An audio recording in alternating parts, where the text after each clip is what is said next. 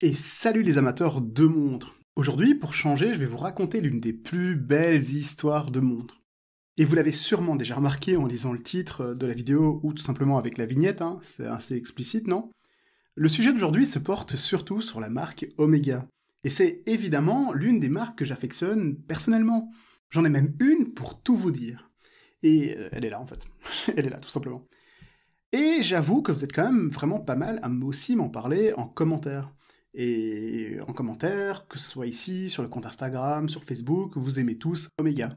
Même si je vous avoue que dernièrement, je vois surtout beaucoup de discussions, surtout autour de Seiko, Yema, Rolex, et pas tant que ça auprès de Yema en fait, de Omega. Pardon, je me perds.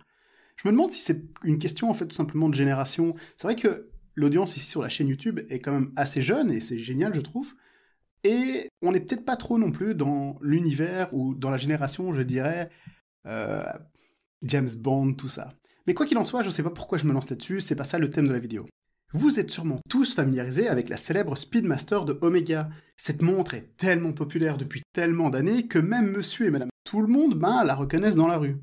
Et ça, je vous avoue, c'est normal en fait. Parce que on va dire que le design de la Speedmaster d'Omega n'a pas tant évolué que ça. Je dis pas que c'est mal, je dis pas que c'est mal. Moi, justement, je trouve qu'elle a un design plutôt intemporel, elle est classique et moderne à la fois. D'ailleurs, n'hésitez pas à me laisser en commentaire ce que vous en pensez, parce que si vous pensez comme moi qu'elle est intemporelle, Omega a tout gagné, quoi. La plupart d'entre vous sont même au courant qu'elle est connue comme étant la première montre à avoir été portée sur la Lune. Bon, j'avoue, tout le monde le sait. Déjà, rien que ça, c'est une histoire plutôt incroyable à raconter. Mais c'est pas celle-là que je vais vous raconter. Soit. Évidemment, Omega met cet événement vachement en avant en proposant pas mal de fois des modèles et des séries limitées à propos de l'alunissage.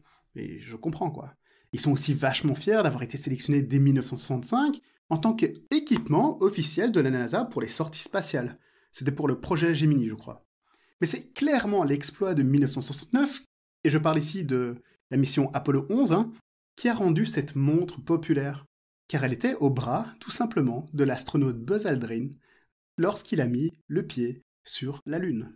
Mais pourtant, si beaucoup de gens sont familiarisés avec cette partie de l'histoire, moi ça a toujours été la mission 13 qui m'intéressait le plus. Je trouve que l'histoire est beaucoup plus dramatique, beaucoup plus intéressante. Mais donc, allez, pour résumer, il y a Apollo 11, le premier alunissage, Apollo 12, le deuxième alunissage, et Apollo 13 qui était censé être le troisième alunissage. Et évidemment, ça n'a pas été le cas. Donc Apollo 13 décolle, et tout se passe plus ou moins bien selon ce qui était prévu. Sauf que très vite, le moteur central du deuxième étage du lanceur s'éteint 2 minutes beaucoup trop tôt. Mais heureusement, les 4 autres moteurs fonctionnent un tout petit peu plus longtemps, ce qui permet de compenser en fait pour l'arrêt du moteur central. Ça aurait pu être clairement catastrophique, mais l'équipe s'en sort plutôt bien lors de ce tout premier couac. Le vrai problème se passe 2 jours plus tard alors que la capsule spatiale est en direction vers la Lune. Une sourde explosion se fait entendre, et une alarme se déclenche.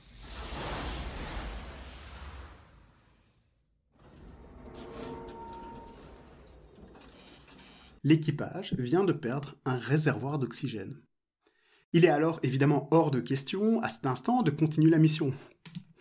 Et c'est là, d'ailleurs, que l'astronaute Jacques Swigert prononce la célèbre phrase «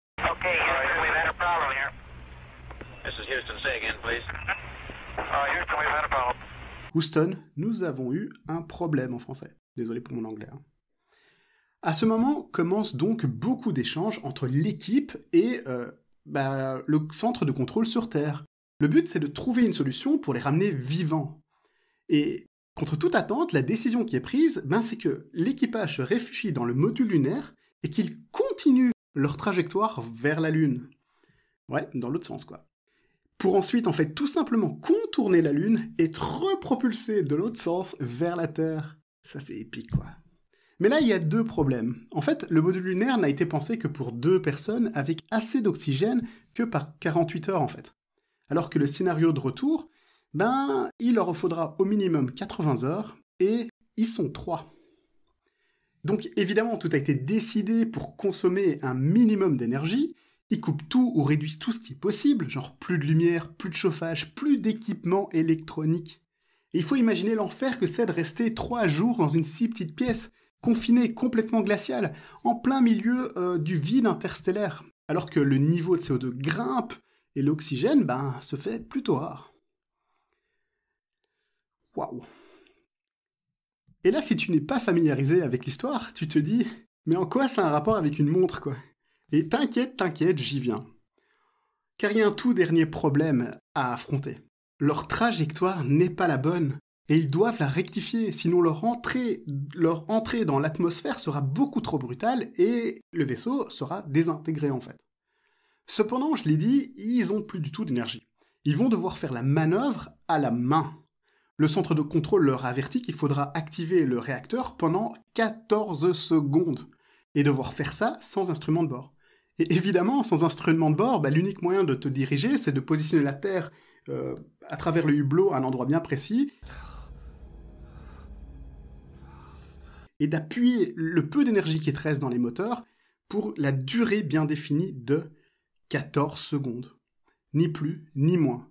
Et là, quand la technologie te lâche, tu te retournes vers la vieille mécanique que tu as sur le bras.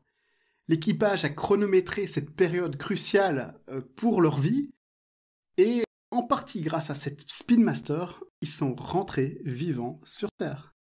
D'ailleurs, suite à leur contribution pour ce pseudo-succès, la NASA a remis à Omega le Silver Snoopy Award, qui est tout simplement la plus haute distinction par la NASA, donnée aux entreprises privées pour leur réalisation exceptionnelle liée à la sécurité des vols humains. Et c'est pour ça que de nos jours, on peut trouver des éditions de la Spin Master avec Snoopy sur le cadran. D'ailleurs, si vous voulez vraiment en apprendre davantage sur la Spin Master, Clément a sorti une récente vidéo sur le sujet sur sa chaîne YouTube, où il présente les différentes montres de la gamme et aussi d'autres parties de l'histoire de la Spin Master. Je vous encourage à aller faire un tour sur sa chaîne, et sinon, n'hésitez pas à cliquer ici pour voir d'autres montres, et ici pour me poser vos questions. Allez, salut, à la prochaine!